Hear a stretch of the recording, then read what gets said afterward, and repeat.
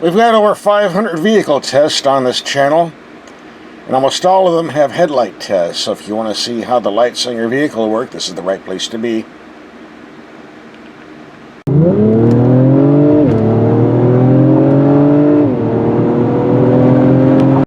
Right, our test facility looks like Acura sent us a TLX sedan, but not just any TLX. The very expensive Type S with the V6 turbo, putting out 355 horsepower and a bunch of other goodies. That raises the price to around 55 grand. If you're spending that much dough, you want to get a good set of headlights if you're driving at night. A lot of bulbs in there.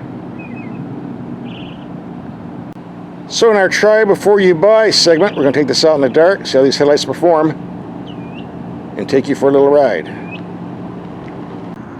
Alright, it's dark enough. Let's take these lights out and see what they do. And I see, even though I have it on low beam, I have all 4 bulbs on each side lit up.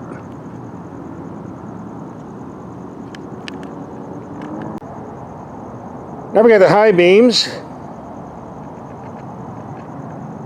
Definitely brighter, coming out from somewhere.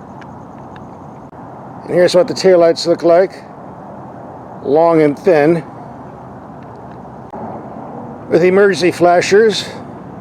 Not the largest and brightest I've ever seen, but will do, I suppose. And the front. And on the mirror. Yeah, the emergencies are definitely easier to see if you turn the headlights off, that's for sure. Especially on the rear. And here's what the rear view camera looks like. Get close up and further away. And all the controls light up pretty good. Lots of gadgets in here that you need to see in the dark, and not a problem. That red DH cluster gets a lot of attention, easy to see. Alright, for the headlights. Here I have the low beam on a wall 100 feet away. Extremely bright, but very, very low. Here are the brights. Definitely very, very bright. So here we have the brights on the building, 130 yards away, fence line 80 yards away with the vehicle behind there. The sleeping security guard, go to low beam. Just barely reaches out. Okay, for city driving, the backcountry roads, I think we'll need more light out there. So I've been taking another look at these headlights since we do the high beam and low beam setting, and it appears instead of 4 bulbs on each side, it appears we have 4 assemblies with 2 bulbs each, one for low beam, one for high beam. There'd be 8 bulbs on each side for a total of 16, if I'm observing this correct. If I'm wrong, make a comment in the comment section. Bottom line, I suspect these headlight assemblies are going to be very expensive to replace, so don't let them get broken. Might cost you some coin. Well, we'll say this for the high beams, they definitely light up the signs on the freeway going back about a half a mile.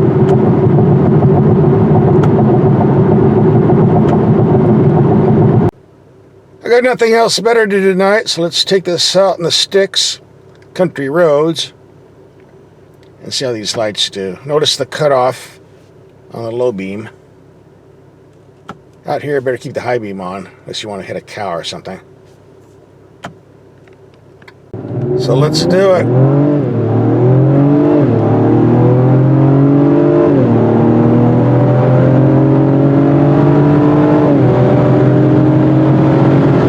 When you switch the vehicle from comfort, normal, sport, you get a nice light show.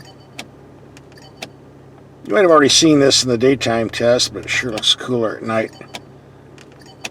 Especially the bright red sport. There we go. So in this road, we'll have it in the sport mode. After all, what else on a road like this, right? Certainly not comfort. I was hoping this Acura would have active headlights, the definition meaning the headlights turn in the same direction as the steering wheel, which comes in great when taking corners, but apparently we don't get that. Maybe next year. I'm having problems seeing things at a distance with these low beams. Just isn't working out. We have a lot of wildlife out here, so I guess we're going to have to leave the high beams on. That's what they're for.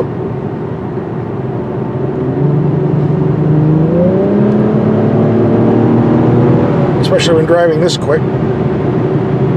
And just one more time, I'll demonstrate the difference between the high beam and low beam on curved dips. See a big difference there. That's one thing I don't understand about some manufacturers. They want to give us powerful LEDs, but they want to give us a lens that cuts off the beam at long range, kind of defeating the purpose in the first place. Just have to adapt. Some are fantastic, some not so much.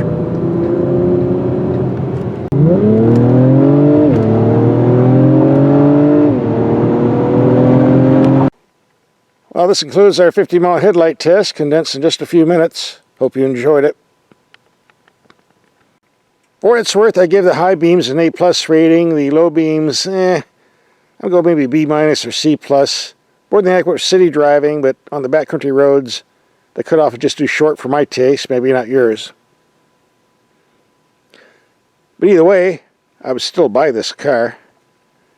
I'm very, very impressed thus far. We're going to do a full week test on this vehicle, racking up lots of miles, at least 600 or 700.